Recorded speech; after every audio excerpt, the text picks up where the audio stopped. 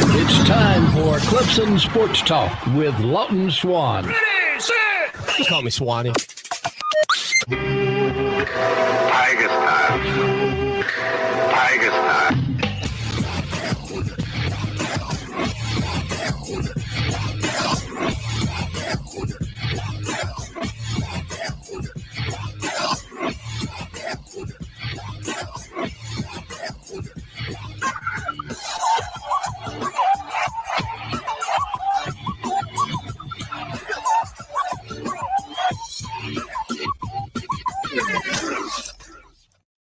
Finally, Clemson Sports Talk has come back to Drive Time. Hello, everybody. Lawton Swan back in the saddle once again. It is the show that shakes the Southland.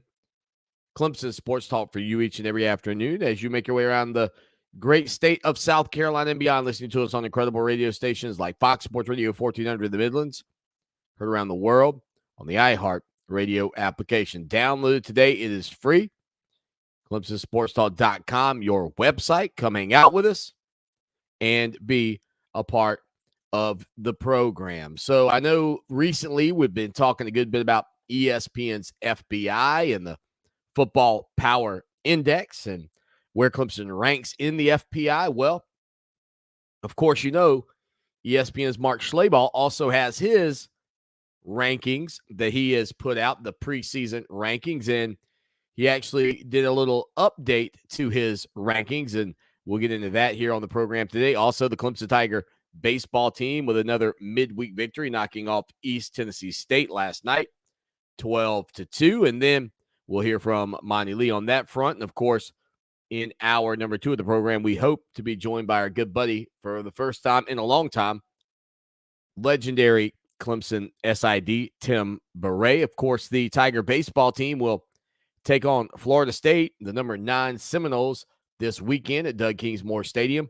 Big opportunity for this Clemson Tiger team, given what they've done during midweek games this year, given what they've done against the SEC and 2 teams in Georgia and South Carolina this year, and then ultimately, now trying to answer the bell in conference play.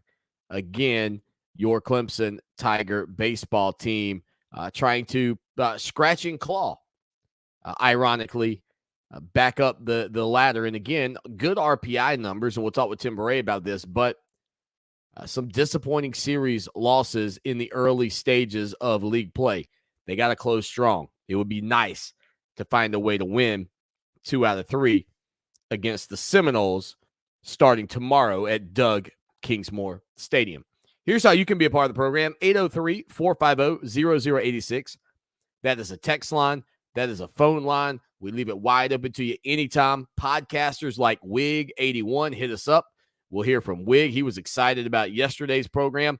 Anytime, any place, anywhere, man. If it tickles your fancy and you want to step in, hang out with us, and be a part of this show, you can be. And for Clemson Tiger fans, I know the topics over the past couple of days about the FPI and Clemson sitting at number 4 are certainly fun and exciting because they are a very good indicator of where this Clemson team could potentially be in 2022. But Mark Schlabach does not have nearly as favorable of an outlook on the Clemson Tigers as perhaps ESPN's FPI would lead you to believe. Now, Schlabach does have the Alabama Crimson Tide sitting at number 1 in the country. And then the Ohio State Buckeyes checking in as the second best team in all of America. He's got the reigning, defending national champion Georgia Bulldogs at number 3 in the preseason top 25. And the Utah Utes coming out of the Pac-12 checking in at number 4. Now, before I get further down the list, here's what I say to Kyle Whittingham and that ball club out in Utah, much like many of you would say to Gonzaga. By the way, we do have an update on Gonzaga big man Chet Holmgren here on the program and Pablo Banchero from Duke. So all that in just a little bit. But the Utah Utes, much like I would say to Gonzaga, it has crossed over into the realm of prove it. Prove it. No more talk. Prove it. Go out and win the Pac-12 and get into the college football playoff and breathe some life into that league. They say, or Schleybaugh says, if the Utes are going to repeat as Pac-12 champions, they're going to have to rebuild a defense that lost many of his top playmakers, including All-American linebacker Devin Lloyd. Now, here's the thing. What Utah doesn't have that Clemson and other teams occasionally possess at this point is the benefit of the doubt. And Kyle Whittingham in Utah, in my estimation, at 4, that's a fine starting spot. They might play well enough to stay there if the AP and the coaches poll were to have them there, which would put them in the mix for the college football playoff. But you have zero leeway, in my estimation, when it comes down to a loss. Texas A&M, according to Schleybaugh, checks in at number 5. He had previously had the Aggies at number 4. It has been 83 years since the Aggies have hoisted a national championship. Number 6, Notre Dame. Of course, they've got a new head coach as Brian Kelly left to go to LSU. Marcus Freeman takes over. I know a lot of people are excited about Freeman's role there for the Fighting Irish.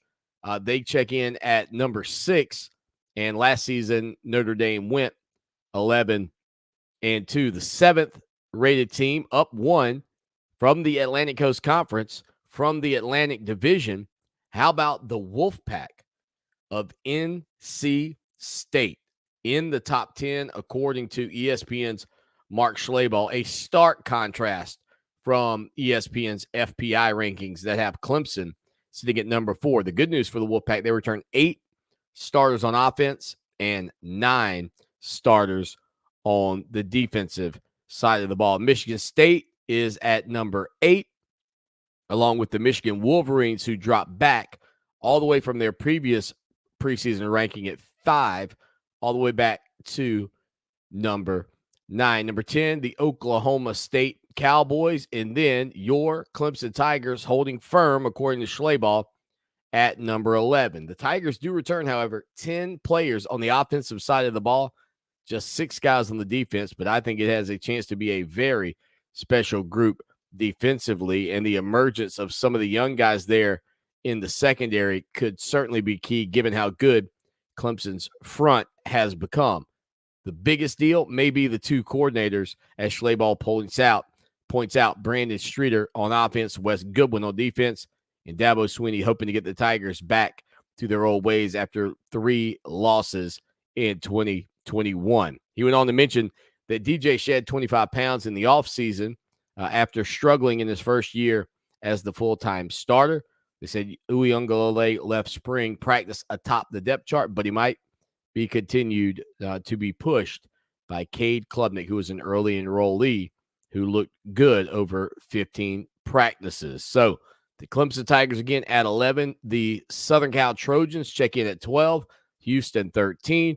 Brent Venables and the Oklahoma Sooners with a lot to prove in his first year. Lots of transition with the quarterback situation with Caleb Williams to Southern Cal and Spencer Rattler, the former starter there at South Carolina. The Sooners, number 14, and the Pitt Panthers round out the top 15 for ESPN's Mark Schleybaugh. So that's a quick look at it. I don't want to dive too much further into it, but it is interesting sort of to note, and again, this is one man's opinion versus the FPI, which is data-driven and computer-based. All that being said, Clemson's still at a pretty decent starting spot, especially if you consider the fact that I don't think most people believe with a home game this year against NC State that the Wolfpack will be able to knock off Clemson at home. You would think Clemson will be focused. Even with Devin Leary back at quarterback, one would believe that the Tigers will be as locked in on this NC State team as they probably have been on any team in quite some time. 803-450-0086, 803-450-0086. 0086. So I mentioned this yesterday on the program. I was talking about what I thought was the run, the 29-game winning streak for your Clemson Tigers after winning the national title with during Trevor Lawrence's freshman year, and then the run back to the championship game his sophomore year. And so I said that I thought that was, the greatest run and the best time that we would ever see. And so over on social media, Todd, he's at SC_Tiger, had a little different approach on it. He said, Swanny, the 2015 and 2016 seasons were more exciting than the 2018 and 2019 seasons by a mile for me. He said the 5-year stretch from 2015 to 2019, however, will never be replicated. And, when you go back, and Todd makes a valid point, one of the differences in those 2015 and 2016 teams versus I would say, maybe about the 14 games leading up to the national title against Alabama, and then the 13 or 14 games leading into the following national championship. There was a time where it was kind of boring, right? Most people would say because Clemson was beating the brakes off of their opponents. But like that 2015 team that got all the way to the national championship against Alabama only to lose 45-40, Nick Saban pulled a rabbit out of his hat with the onside kick. There was a kick return in that ball game by Kenyon Drake. You had O.J. Howard getting loose a couple of times. It's frustrating, right? Frustrating. But I will say Todd's right on this front. Like 20-17, that game, that victory against Louisville, 24-22, that win in the rain against Notre Dame. I mean, there were several games along that way and during that stretch that were tight. They were contested. You didn't know. You hadn't been to the college football playoff before. You hadn't been in the national championship game since 1981. Like, that build up to that game was so huge, beating Miami down during the regular season 58-0. Waxing a number 4 Oklahoma 37-17 in the Orange Bowl. And then just competing for that national title, and so many people thinking, man, I don't know if we'll ever get there again. Then the following season, you come in with great expectations, but you know how difficult it is to repeat. But you run things out. You start to pull away from some teams. You had a tight game to open the season, though, at Auburn. Auburn threw a couple of Hail Marys late in that game. You survived against NC State at home. You lost in the last-second kick to Pittsburgh at home. By the way, the last time Clemson lost at home, how incredible is that? November 12th, 2016. You end up smashing Ohio State, and then you go into the national championship game and you win it on the final play, 35-31. And so, yeah, there is that. I do agree in some respects with Todd. Like, there is that whole buildup that you had as a fan along that ride, that journey to the top. But then what happened during that Trevor Lawrence season, just 2 years later, is the thing for me that just sort of stretched the imagination of what Clemson can be. You went from being a team that won a national title, a la the Georgia Bulldogs this past season, to a historic 15-0, first time since the 1800s type season, and you obliterate Notre Dame and Alabama on the way to it, two of the marquee names, if not the marquee names, in college football. And yes, when you're beating Wake 63-13, or you're beating Louisville 77-16. Like you're crushing people. 42-10 over Pittsburgh in the ACC championship. You score on the first play with Travis Etienne. Like, there's not a ton of like entertainment factor for you, but there was the knowledge of how great you were. Like, I felt like in that run, I was witnessing an elite football team. And then you come out of the gates the next year with similar expectations. And when you're talking about 18 to 22-year-olds, typically the eye slips off of the prize a little bit. But outside of surviving at North Carolina 21-20, they pretty much walloped everybody along the way, including a stretch of games where they beat back to back to back to back 4 consecutive opponents, putting up over 50 points in each game. 59-7 over Boston College, 59-14 over Wofford, 55-10 over NC State on the road, 52-3 over Wake Forest. In the ACC championship, you beat Virginia 62-17. You have the come from behind win. We kind of talked a little bit about some of those runs yesterday against Ohio State, including Big Trev, the Giant Killers run. And then you get into that championship game, and yeah, you get beat 42-25. But that game, I'm telling you, go back and watch it.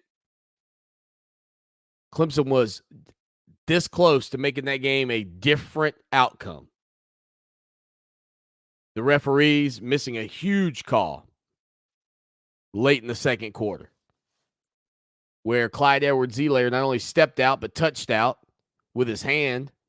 I have no idea how that one didn't get reviewed. Doesn't matter. Maybe LSU goes on to win that game anyway. They probably do. But that 29-game winning streak, my goodness, was that a run? Was that ever a run? But that climb for some people, that climb will be for some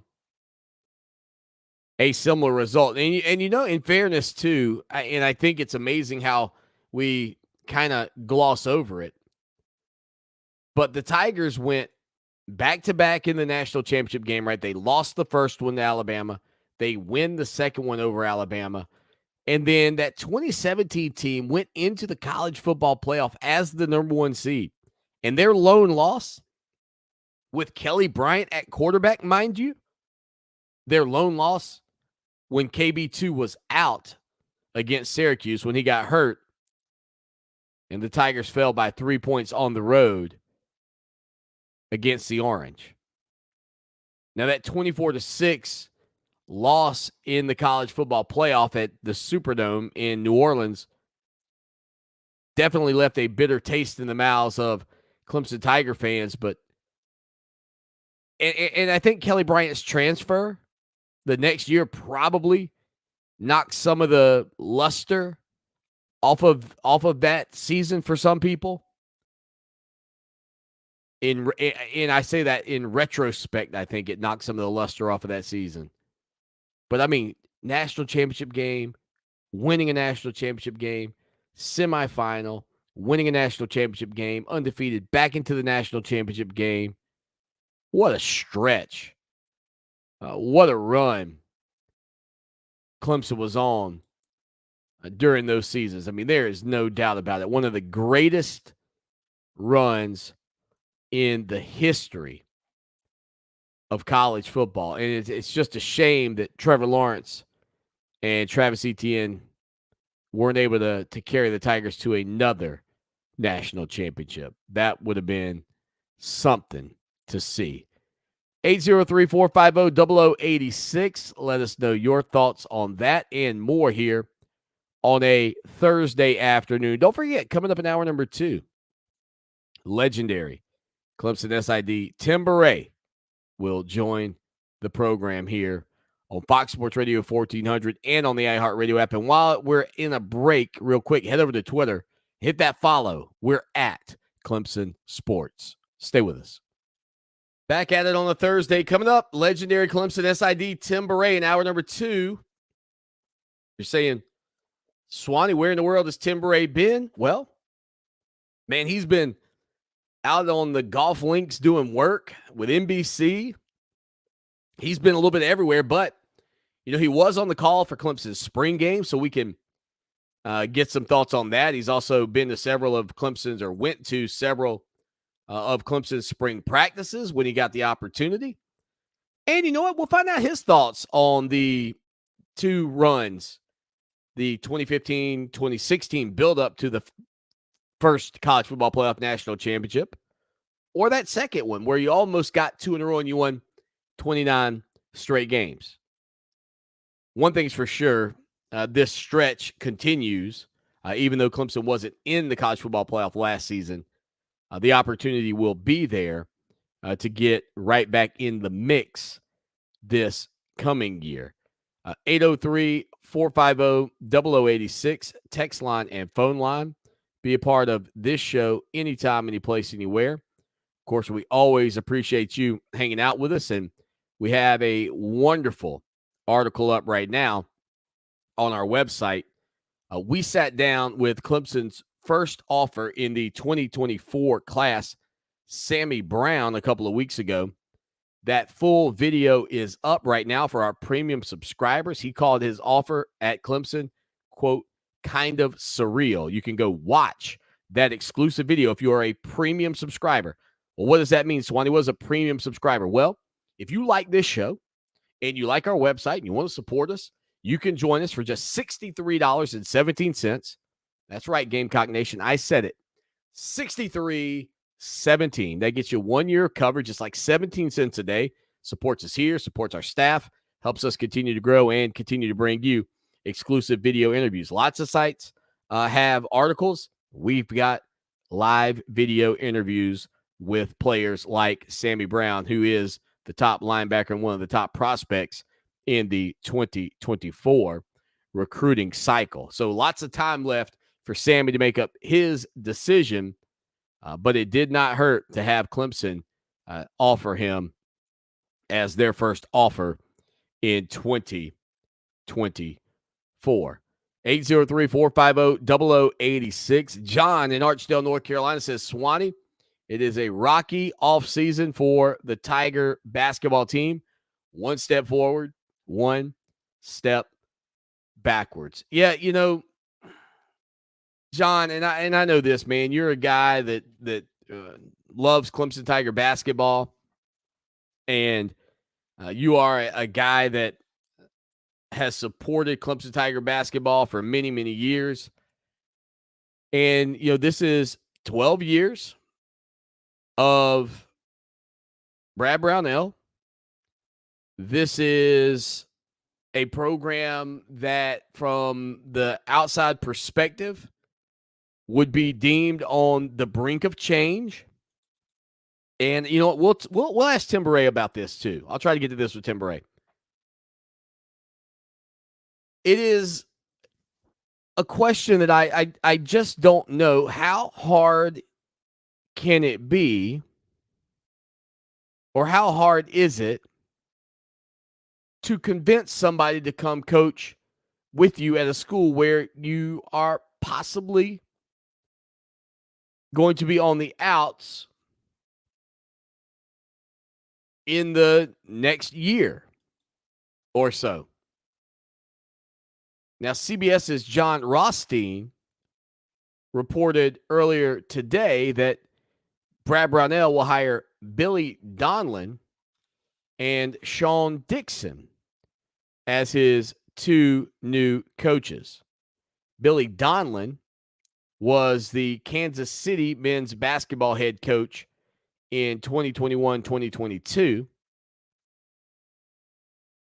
And I'm going to go ahead and tell you, I didn't even know there was a Kansas City men's basketball team. Sean Dixon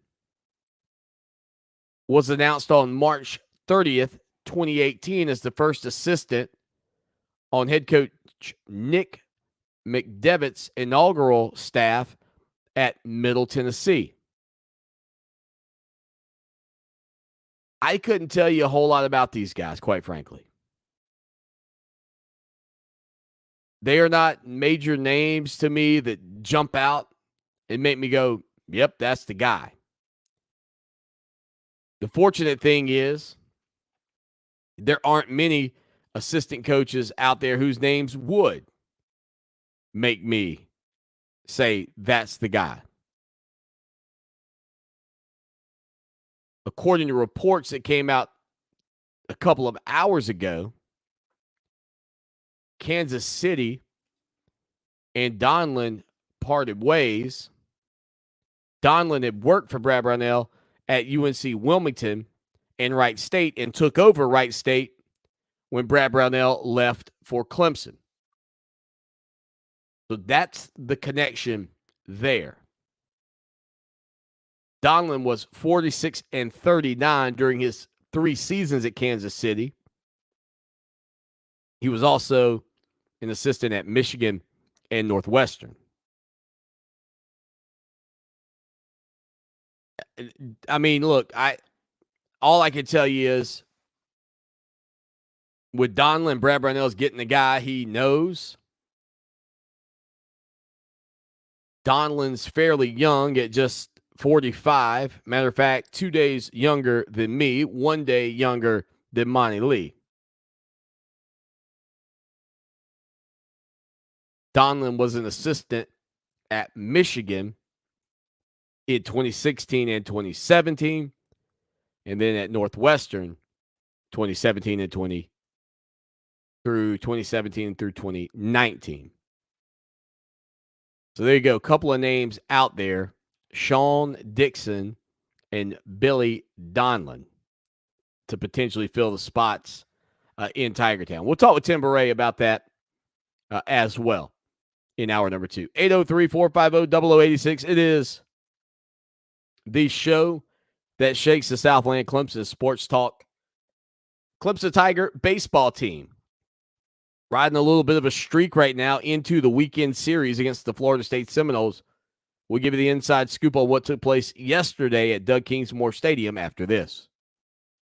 Rocking and rolling along with you on a Thursday. Tim Bourret coming up in just a little bit here on the program. 803-450-0086. The Clemson Tiger baseball team last night got the JOBDONE, the job done with a 12-2 victory over East Tennessee State at Doug Kingsmore Stadium. Clemson improved to 24-13. The Buccaneers fell to 21-12 on the season. Max Wagner led off the second inning with his 13th home run of the season. The Buccaneers tied the score in the top of the third inning on a pass ball. Clemson then regained the lead in the bottom of the third inning on Wright's 3-run homer, his 7th of the year. Garrett Wallace hit a solo homer in the 6th inning. Then Wright lined a 2-out run-scoring single in the 7th inning. Clemson added 7 insurance runs in the 8th inning on Jonathan French's run-scoring single, a 2-run error at Cooper Ingles' run-scoring single. Wright's 2-run double, and Caden Grice hit by a pitch with the bases loaded. Grice, now 2-0, earned the win, tossing 1 2/3 scoreless innings in relief. The Tigers host Florida State in a 3-game series beginning Friday at 6 p.m. on the ACC Network Extra. Here's Coach Monty Lee. And also, let's see, Monty Lee, Blake Wright, and Max Wagner following Clemson's 12-2 win over East, I almost said East Carolina, over East Tennessee State last night.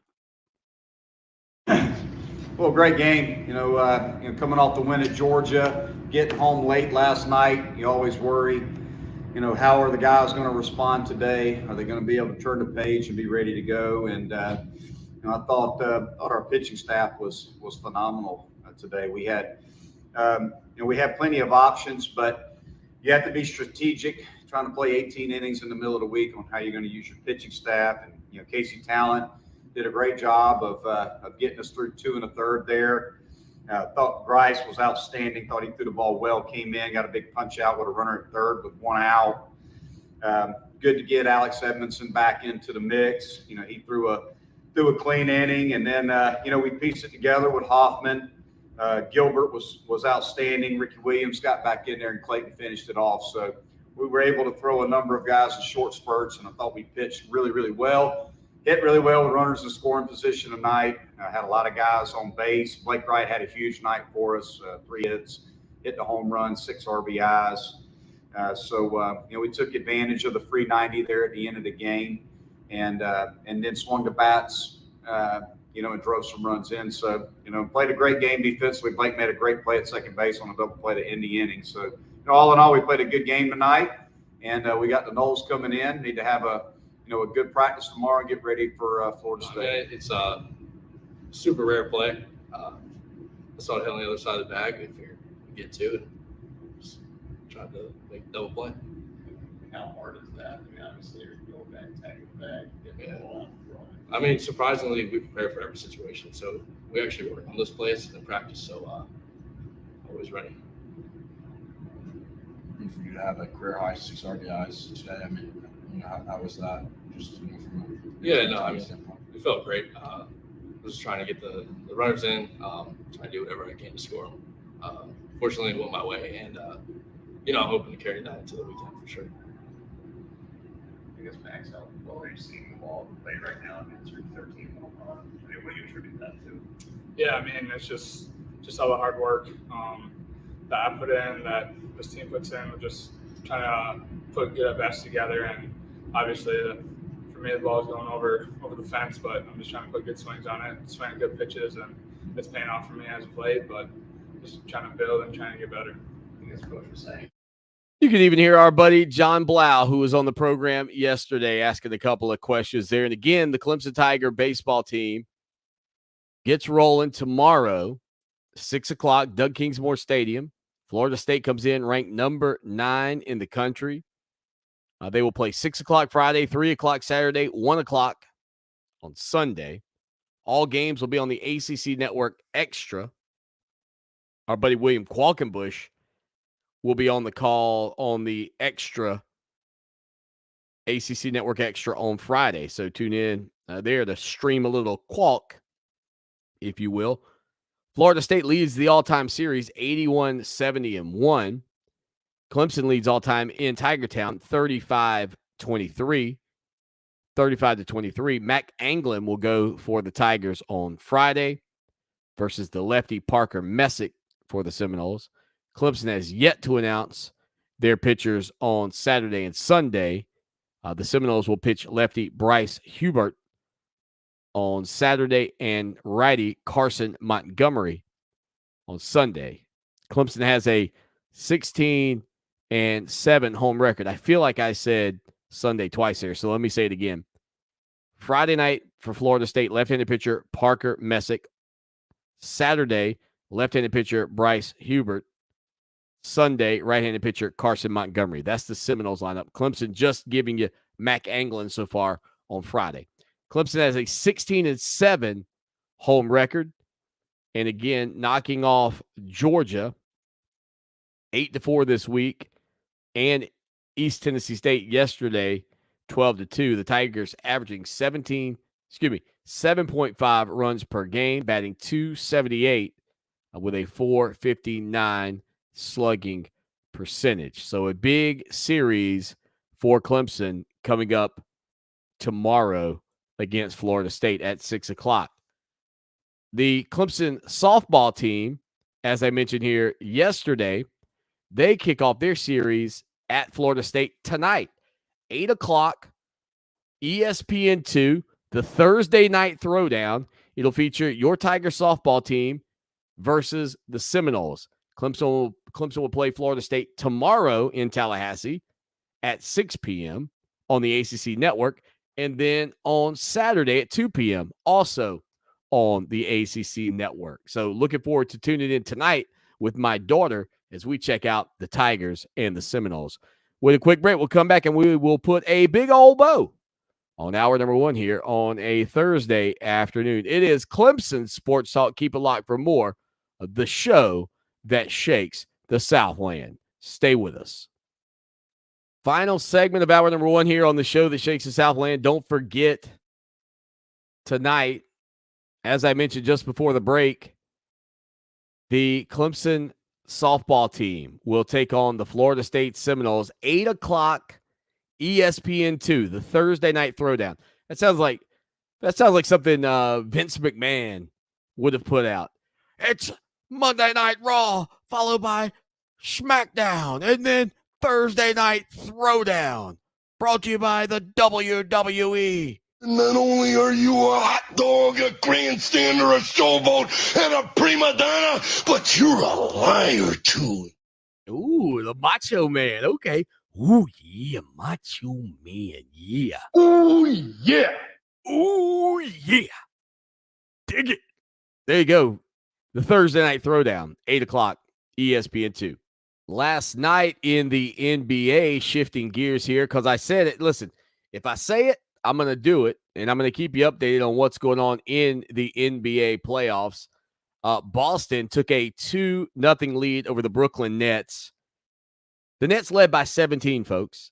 That's like Kevin Durant, to me, has become nearly laughable just in terms of like a guy that went to Golden State and, yes, was a part of their success, but then hasn't really won anywhere else. And nobody would equate Golden State's success with Kevin Durant, which is so ironic because of how good he should be. He is working his way into, even as good as he is scoring, I mean, all of that, to me, he's becoming a Dwight Howard for me.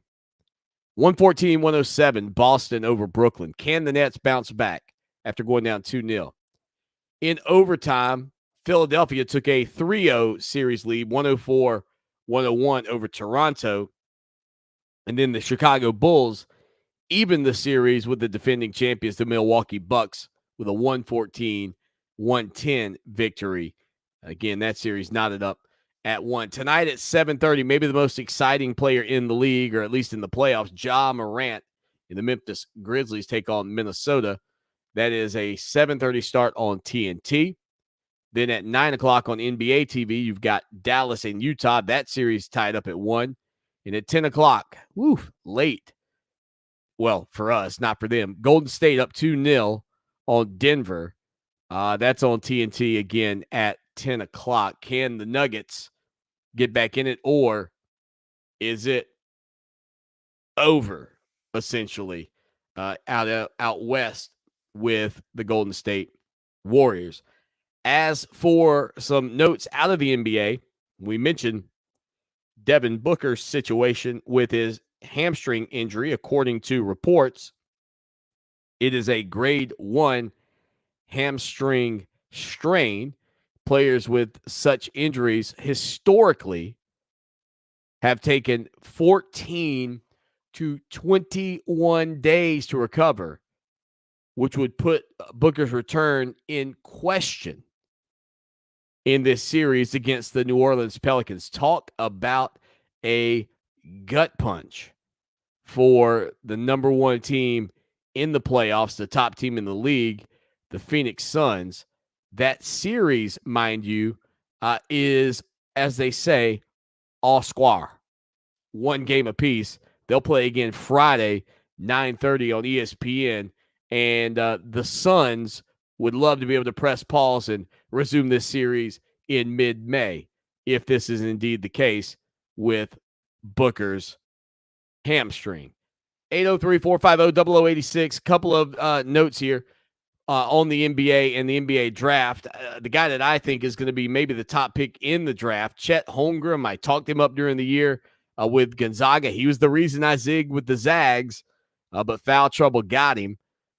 He has announced, the 7-footer has announced that he will enter the 2022 NBA draft. Holmgren, considered to be the front runner to go number 1, brings an incredible skill set to the league, 3-point shooting, Plays great by the rim because of his length, can shot block, pass, dribble, does things in the open floor. He is a neat player. I do worry about him a little bit because he is, I think I would label him gangly. I think that's fair.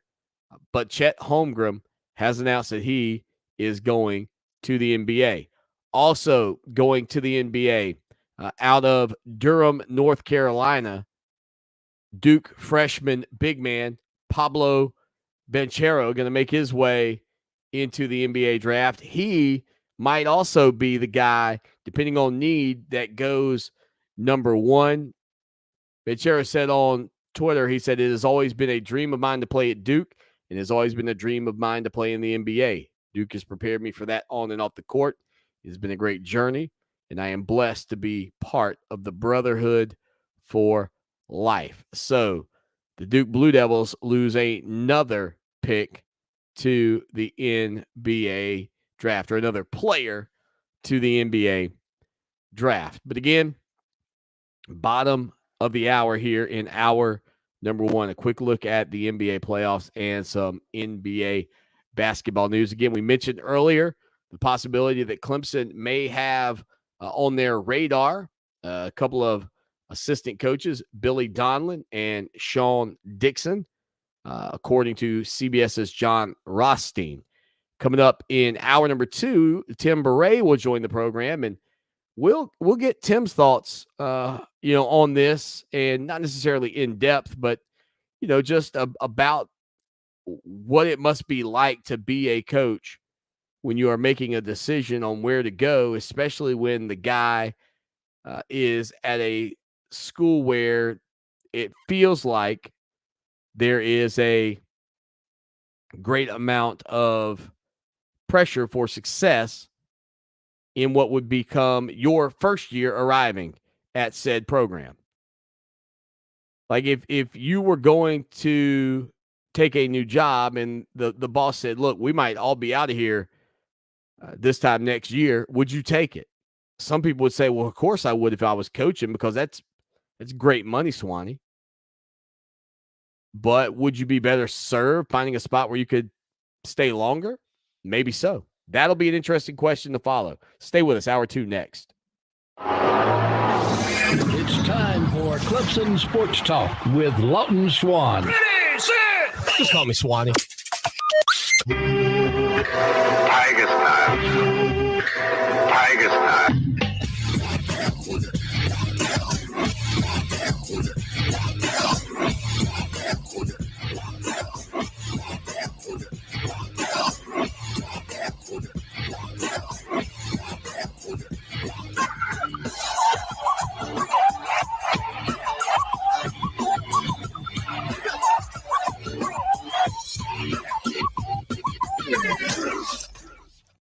It is hour number 2.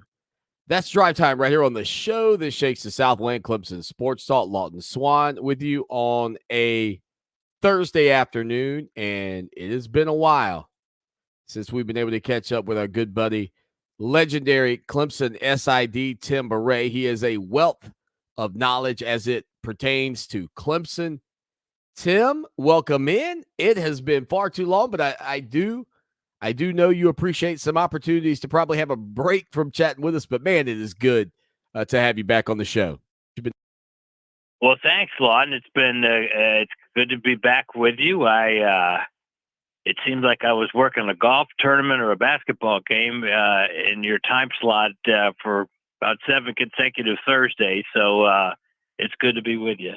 Yeah, when you retired from your job at Clemson and Dabo Swinney gives you the golf cart, I'm sure people thought you'd be relaxing, Tim, but instead, man, you haven't put your feet up. You just nose to the grindstone still. Well, I'm doing the things I really enjoyed doing. 5 out of 6 weeks, I worked for NBC in a PGA Tour event, and the last 2 of whom I got to work in the 18th Tower with Dan Hicks and Paul Asinger as their primary research guy. The guy usually does that job had a detached retina and could not travel. So I got to do that job, and that was a lot of fun. I basically was there to just go on the internet and look for items or stories or whatever about whoever was hot in the tournament. And so that was a lot of fun. And the other 3 events I worked with Justin Leonard.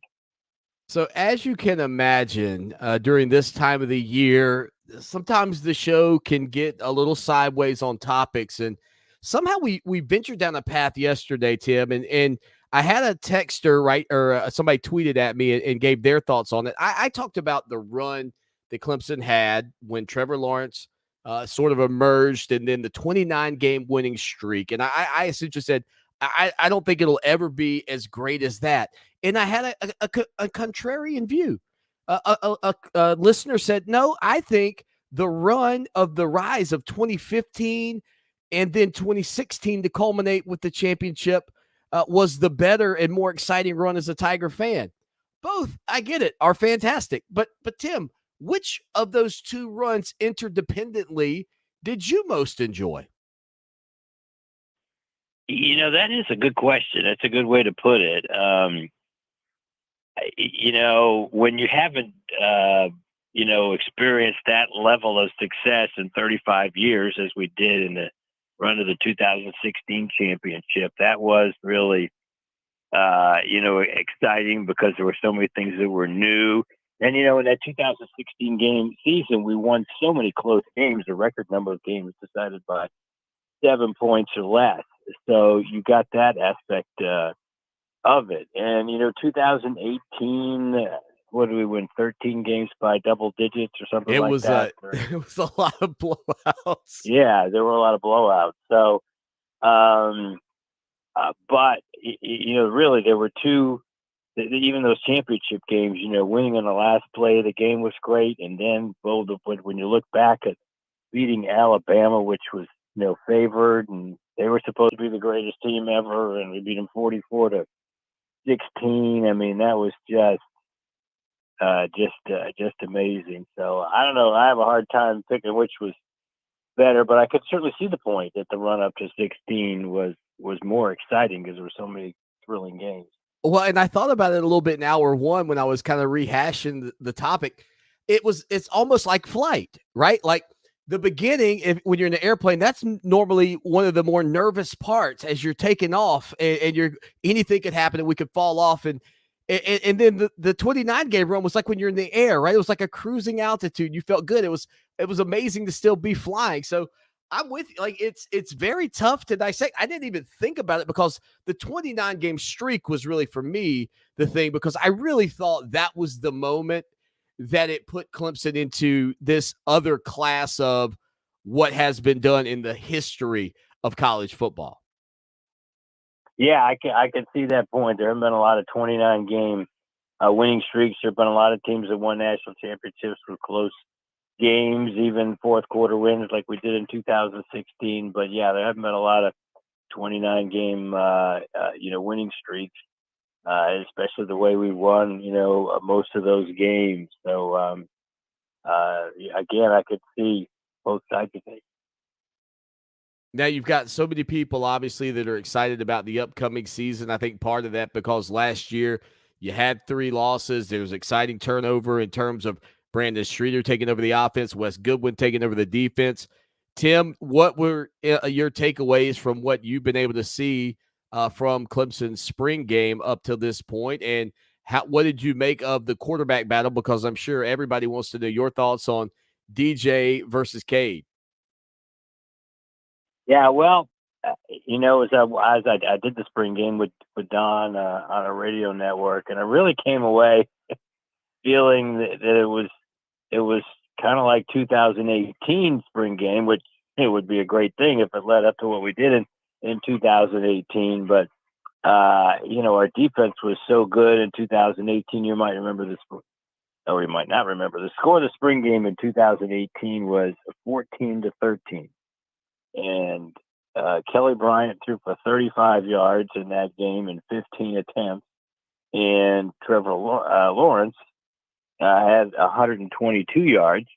Isn't that great? Let's face it, in 16 attempts. And, that defense was just, so good. It kind of came away dominating the game. And that's kind of what we just saw the 2022 game. Now, obviously DJ, threw a lot more passes, 37, than any of the other two quarterbacks did in that 2018 game. And Klubnik, did pretty well too. The teams were split up. It's just tough to say because of the split on the offensive line. There were so many offensive linemen who were out, and then the sack rule that all coaches have during the spring. So there were 13 sacks in the game. How many of them would have been sacks in a regular game? Maybe 6, because the quarterbacks have some escapability. Both of those quarterbacks do. So kind of tough to evaluate, but overall my feelings were that I think we're going to be really good on defense again this year. One thing's for sure, all offseason the conversations. By the way, Tim Bourret, legendary Clemson SID, hanging out with us here today. The conversations were about DJ and his transformation of his body. It was noticeable, and I said this after the fact. People from the outside have said all kinds of things about DJ, but what you can't knock is his commitment, because it takes a lot. Like, if anybody's ever tried to drop some weight or try to adjust their body style and shape, that's hard to do. And he looked like a completely different player just in terms of his frame out there on the field. Yeah, absolutely. Of course, I got to see him, close up. I wasn't around that many spring practices because I had so many golf tournaments I was working. But what I've seen him, he definitely looked like a real fine-tuned, athlete. And once he still had the wrap on his knee through every spring practice in the spring game. So when that knee gets 100% healthy, that'll also give us a better look at DJ. So what we see in August practice will tell us a lot a lot more. That, and then you mentioned that defense, Tim. I also tried to debate, and I know coaches across the country do their spring games in a multitude of different ways, but you can't help but think that when that offensive line is split versus a split defensive line, even minus Brian Brzee and Trey Williams, it was going to be so tough for those guys.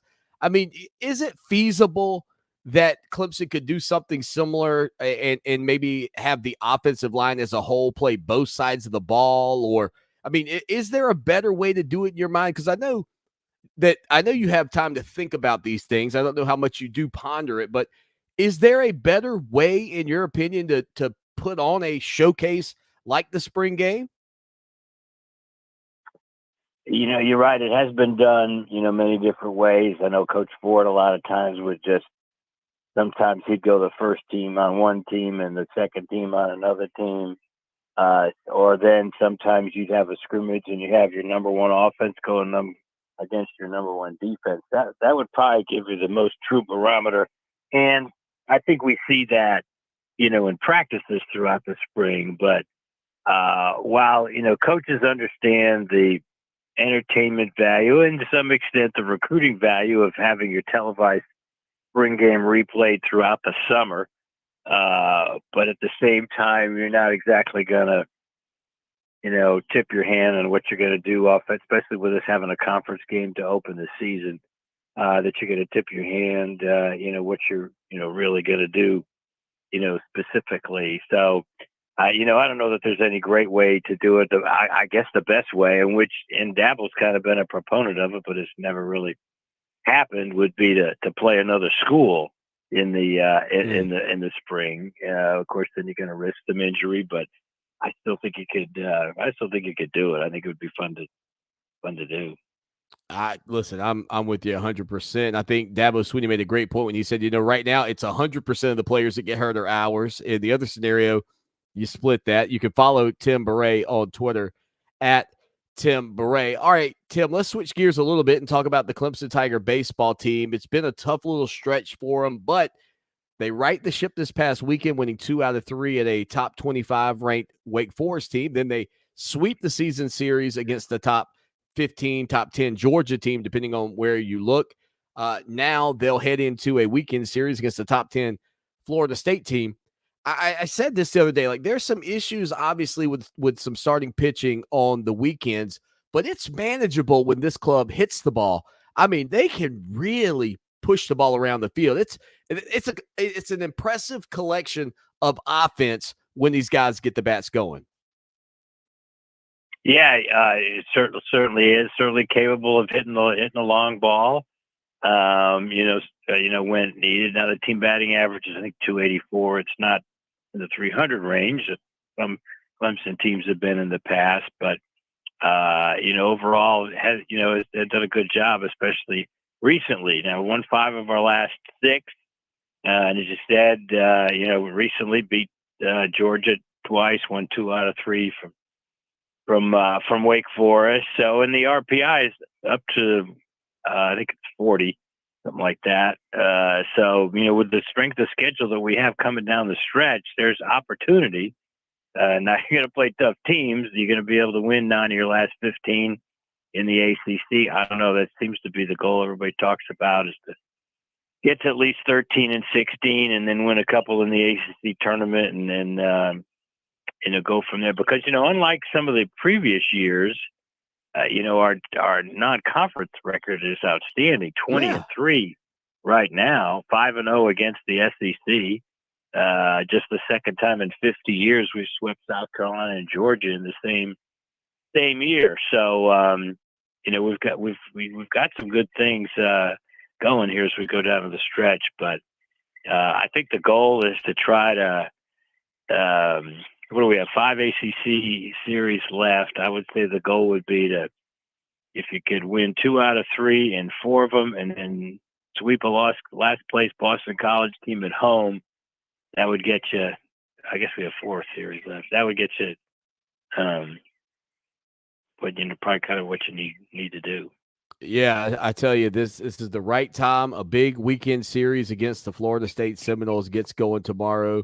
Tim Bourret joins us here on the program. And as he mentioned, just the second time in the last 50 years, Clemson swept both South Carolina and Georgia. And that was a top 10 Georgia baseball club that Clemson knocked off again for the second time earlier this week. All right, Tim, final couple of notes here. Obviously, Brad Brownell and the coaching search that the assistant coaching search that continues for a couple of spots, with Kareem Richardson leaving to go to NC State and Coach Reynolds Dean going to Georgia.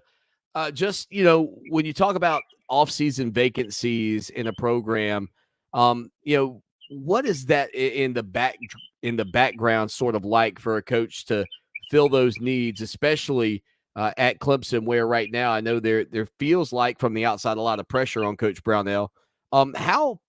What's the right word here, Tim? In your opinion, is it tough to sell somebody when you've been on a job 12 years to come in and be a part of it, because they know that there's this outward pressure on, a big level of success this coming season? Does that make sense? Yeah, I see what you're saying. Except Kareem left here to go to NC State, and you're going to tell me Coach Keats isn't on the hot seat going into next year? Point. So now you could say Reynolds Keene going to Georgia. He's got ties to the state of Georgia. He's from Atlanta, and all that. So I don't know. You're right. Listen, I'm going to agree. I would say Coach Keats is on a hotter seat in Raleigh. I'd say Brownell. Yeah. So I do agree.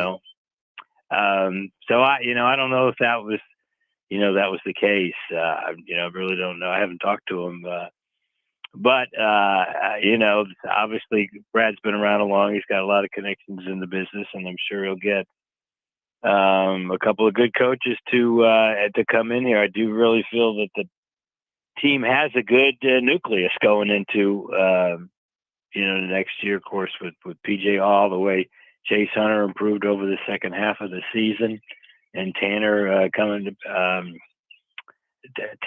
Tyson coming back for another year. So I think there's some solid players. Hemingway's maybe was a little down last year, but he's certainly capable of really filling it up from the outside. So I still think there's a good nucleus for next year. Yeah, I'm interested to see what the hires are. Maybe there's a couple of former Clemson Tiger names out there that people would like to see in and around the program again. Who knows? Heck, man, one of the best basketball players that I've ever seen in Little John's right there on the staff already, Terrell McIntyre. Bump Boogie up. Let's get Boogie a little more pay, a little more responsibility in the program. Tim, as always, we appreciate you. Follow him on Twitter at Tim Bourret. It is a wealth of knowledge on social media about not only your Clemson Tigers, but all sports in general.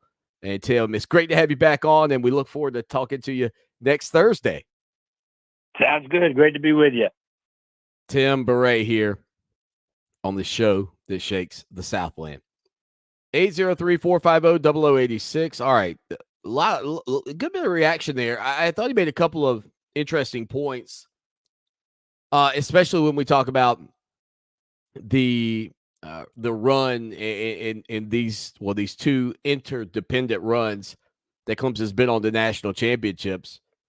The other thing too, if I go back to, I think it was Todd's original take on it, like the first run was you lose the championship, then you come back and redeem yourself and win the championship. So there's a buildup. The other was you go and win the national championship and kick the doors in, then you get back and lose. So it's sort of it felt like a decline, right? The ascension versus the decline, because in the following season, Clemson comes up even shorter, getting only into the playoffs and losing to Ohio State. And then last year, not even getting into the playoffs. So it's you could take this whole run of success as what it is, or you can look at it separately in a couple of different ways. And, I think different fans are going to have different feelings about it. I think this is true. And years ago, I never thought I would say this. I don't know that anyone, unfortunately, for that 1981 team would look back at that team and say that was the greatest run of success in Clemson Tiger football history. You could argue that was the most exciting for you because it was the first ever, right? But that was clearly not the greatest run of success in Clemson football history. That belongs to this group and Dabo Swanny. And this run still, what's incredible about it, it's still very much underway. Clemson Sports Talk, awesome insight from Tim Bourret there. Again, 803-450-0086, Clemson Tiger baseball series coming up against Florida State beginning tomorrow. Softball series against Florida State on the road kicks off tonight. Thursday night throwdown, ESPN2 for the softball team and John Rittman. I can't wait to tune in to watch some of that. And then the next two games for them on Friday and Saturday are on the ACC network. All right, out to the social account, text line, actually, 803-450-0086. We're from John and Archstar earlier. How about Wig 81 listening to the program? He says, Swanny, I am your most dutiful, longtime podcast listener. So believe me, when I tell you yesterday's monologue decrying transfers in the NIL was masterful, you were on fire. Absolutely one of your best. Thank you, Wig. Appreciate it, man. He said, and I know the value of an education for our student athletes resonates with you, me, and most of your listeners, because it's highly valued at Clemson. Not so sure, though, for the rest of the country, especially historically. Wig goes on to say, a lot of today's incoming athletes likely see themselves getting a pass in the classroom on their way to professional stardom. Yes, we can blame the adults in their lives for misguidance, but I also blame institutions of higher learning that haven't themselves valued education like they should for the product they put on the field for sake of wins. If schools of learning haven't shown real commitment, why should a transferring athlete? Interested in my take on that. Wig, great stuff. And thank you, man, for the support. I'll be honest, in the midst of that diatribe, I guess, yesterday, at one point I couldn't remember, I knew what side of the argument was on, but I couldn't remember what I'd argued. No further questions, Your Honor. You're not talking to anybody. This is closing arguments. Anyway, Wig, I do want to say, and you can go deep into the archives of Clemson Sports Talk and probably into the archives of TigerNet Talk when that was the show that I did. And you will hear my argument that for me, and there are probably a lot of people out there that don't feel this way because Clemson's picked up a lot of followers during this incredible stretch. But for me, I would pull for Joe Schmo from Okemo if he's wearing an orange helmet with a white paw on the side. And I really think that, unfortunately, colleges and institutions got away from recognizing what they were founded to do. And football does a lot to drive money to the university. I'm not denying that. Like, it is a big component in the financial viability and success of these academic institutions. You can't deny it. But at some point, we crossed over into the land of the weird, into the land of where we began to allow players, and maybe it was with Ed O'Bannon and that whole deal, to kind of dictate what this league was going to be. And I get it. The Supreme Court had their ruling. The problem is that there was an exchange that takes place. It's not an employee-employer relationship. Student athletes were getting something in return for their athletic prowess. And that was the right to a free education. And personally, and I know Title IX has some, I don't know all the ins and the outs of it, but it has something to do with the scholarship limits that baseball faces. That shouldn't be the case. That just shouldn't be the case.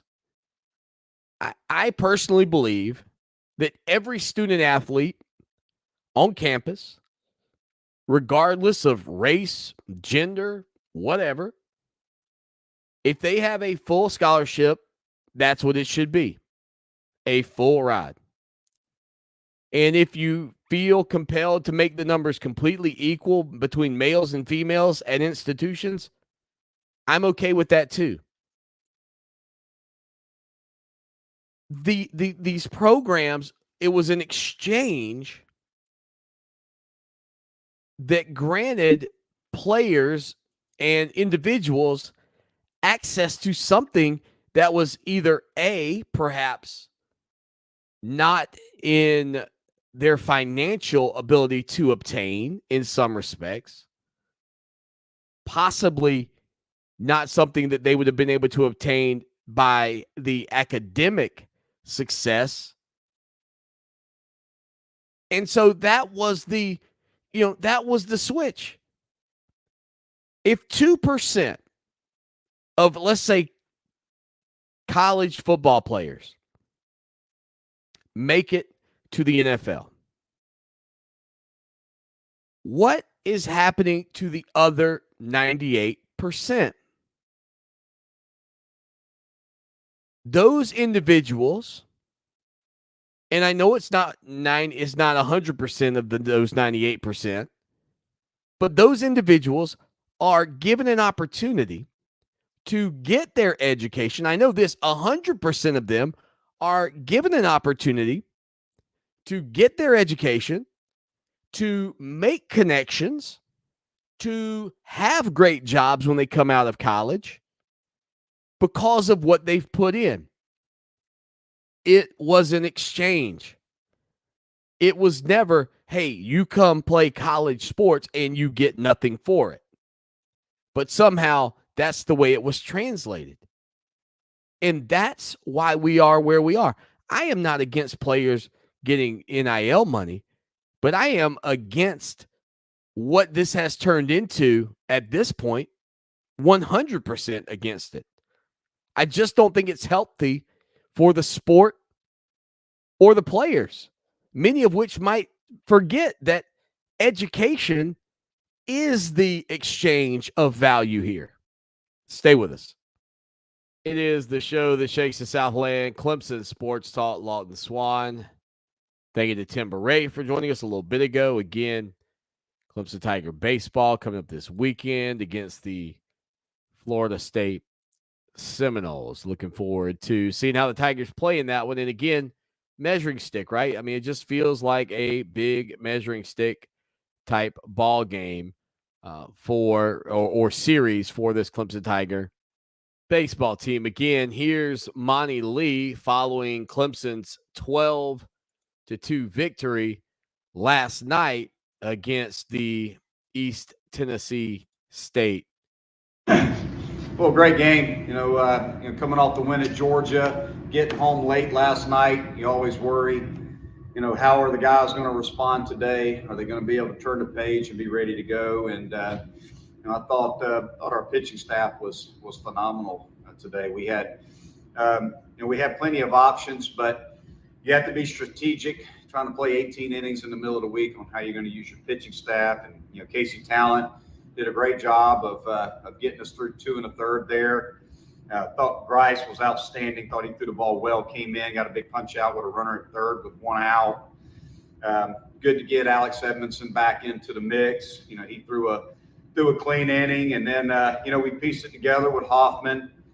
Gilbert was outstanding. Ricky Williams got back in there, and Clayton finished it off. So we were able to throw a number of guys in short spurts, and I thought we pitched really, really well. Hit really well with runners in scoring position tonight. Had a lot of guys on base. Blake Wright had a huge night for us, 3 hits, hit the home run, 6 RBIs. We took advantage of the free 90 there at the end of the game, and then swung the bats, and drove some runs in. So, played a great game defensively. Blake made a great play at second base on a double play to end the inning. So, all in all, we played a good game tonight. Monty Lee following Clemson's win last night over East Tennessee State. Again, they'll take on Florida State this weekend. 3-game set gets going tomorrow. 803-450-0086. Don't forget, over on our website, ClemsonSportsTalk.com, an unbelievable interview with Sammy Brown. 2024 offer, the first offer from Clemson in 2024. Catch the video. You're going to love it. For our premium subscribers, just $63.17. We'd love to have you support us, come in. Helps us here with the program as well. Just 17 cents a day when you think about it. 17 cents a day to support what we do over on ClemsonSportsTalk.com. Earlier we talked a little bit about the Clemson Tiger coaching, not job, Brad Brownell's job, still very much Brad Brownell's, but at least for this coming season, the assistant coach position and Clemson potentially filling those. Well, Jay Wright announced his retirement after 21 seasons at Villanova. Jay Wright, just talk about building that Wildcat program into a monster, winning a couple of national championships there. And man, I know that, it's a proud program because of the time when Raleigh Massimino was the head coach, but they were back in the Final Four in this most recent NCAA tournament. They were a team that was always in the mix, I guess you would say. They'd been under Wright, who is now 60. He had been there since he was 49, coaching that team since the 2001 season. Wright will be replaced by Fordham's Kyle Neptune, who spent 10 years under Wright as a video coordinator and assistant coach. Neptune, for all the dads out there, was an out-of-this-world hire. Yeah, I couldn't help it. Nonetheless, Jay Wright will be moving into a different capacity. How come cue the rim shot? Maybe I should go back and try that again. Neptune, who some have said was an out-of-this-world hire, is the former video coordinator and assistant coach with Villanova. God, I hope some of you guys enjoy this show as much as I do. It's funny. We, back when Lowell, the producer, was a part of the program, we would be doing the show, and every once in a while, you would say something. And so you might be talking about Jay Wright or whatever, and you talk about the new hire, and then you get a little further into the segment and you start talking about another coach or another program, and you come back and you say, so, what are your thoughts about it? And then your co-host or the guy sitting across from you goes, well, I'm going to be honest with you. I mean, what do you think about the situation with Jay Wright leaving? And you've literally been talking about that for the entire segment. My response to that was always, there's a great program going on here, Lowell. You should consider listening to it sometime. Nonetheless, when you think about Jay Wright and that program, I remember when Villanova faced off against Clemson in the NCAA tournament, maybe back in, 2008-ish. I mean, that was really sort of the beginning of Villanova's spark. They were a 12 seed that year. Clemson was a 5 seed.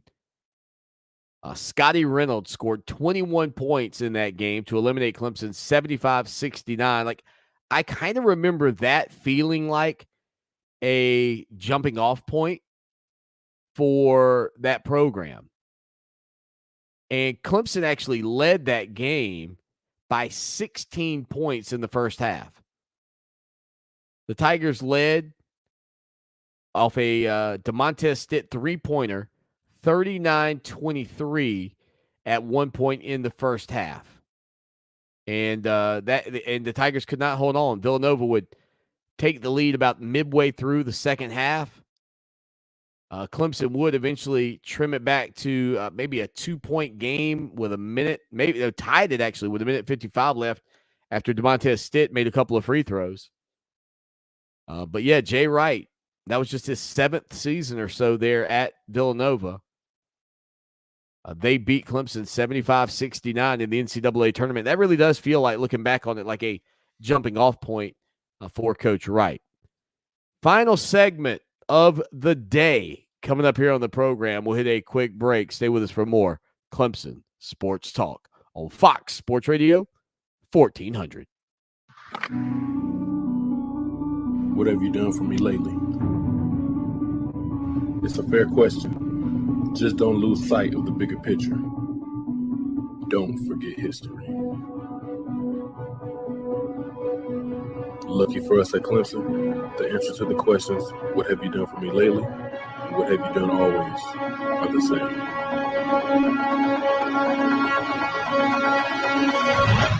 We win.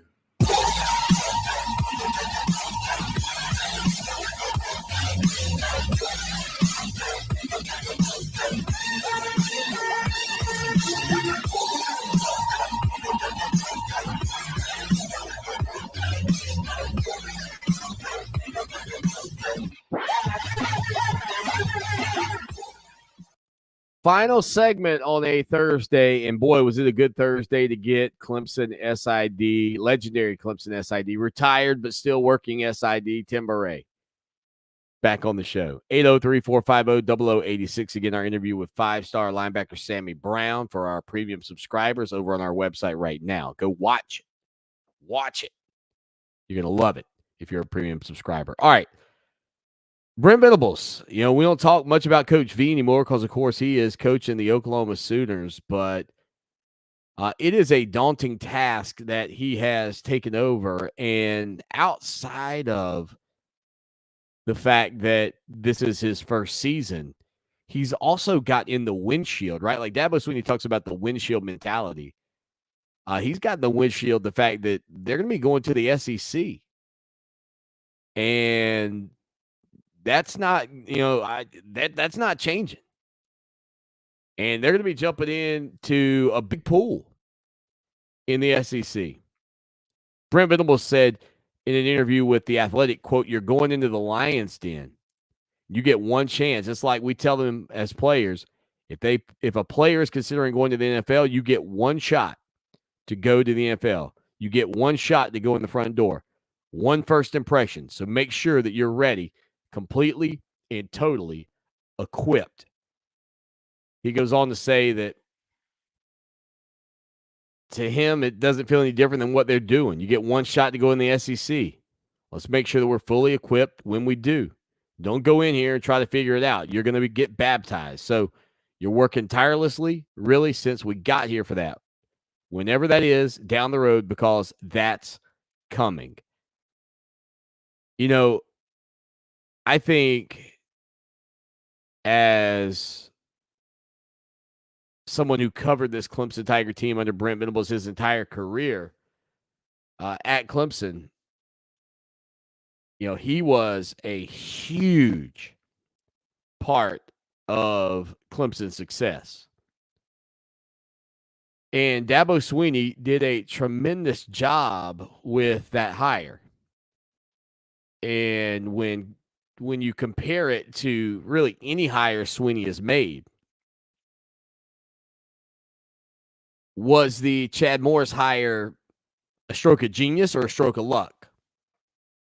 Maybe luck. You know, luckily it worked out because Dabo Swanny would have been fired otherwise. But the hiring of Brent Venables and parting ways with Kevin Steele was a stroke of genius because you brought in the preeminent defensive coordinator in college football, and it became the preeminent defense for a couple of seasons there.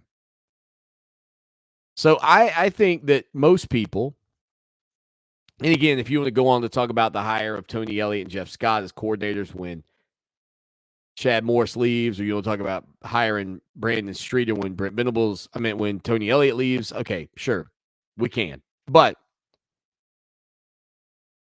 Brent Venables at Oklahoma, I think is going to be easy to root for. And I think a lot of Clemson Tiger fans have a second team to support and follow. And again, you will want to beat Coach Venables if you go square up against him in the in the college football playoff. But I don't think there's any question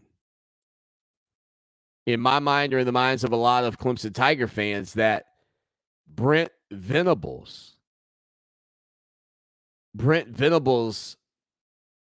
impact on this program was immense and still carries on. And if Wes Goodwin turns out to be anything close to Brent Venables, that transition, if you just take it on the surface of a guy everybody knew when he arrived in Venables versus a guy nobody had heard of, essentially, in Wes Goodwin, that would make for a compelling comparison between two guys who are on the opposite ends of the spectrum in terms of their recognition. But could you imagine if they are on a similar end of the spectrum when it comes down to their success? Again, I'm not writing off Wes Goodwin by any means, but I can guarantee you this. I am rooting hard for Brent Venables, and not because I was pro Venables and anti-Dabo or anything like that, but Venables was a cerebral and I thought one of the most honest coaching interviews that I've ever had a chance to do. And not once did I think, man, he's just, feeding me a bunch of bull butter. Like it came across as genuine. And, reading the story in The Athletic today about Brent Venables just got me fired up to see what he does at Oklahoma and what he can do for that program. Being a defensive-minded guy in an era where a lot of the coaches, I know Nick Saban and Kirby Smart are defensive-minded guys, but a lot of offensive-minded coaches seem to be sort of winning the day, if you will. when it comes down to media and being hired, etc. How will Venables do at Oklahoma? I can't wait to watch it. We got to get out of here. Don't forget the Tiger softball team tonight on ESPN2 at 8 o'clock, the Thursday night throwdown against Florida State. We'll be back tomorrow. Until then, as always, y'all take care now. And go Tigers.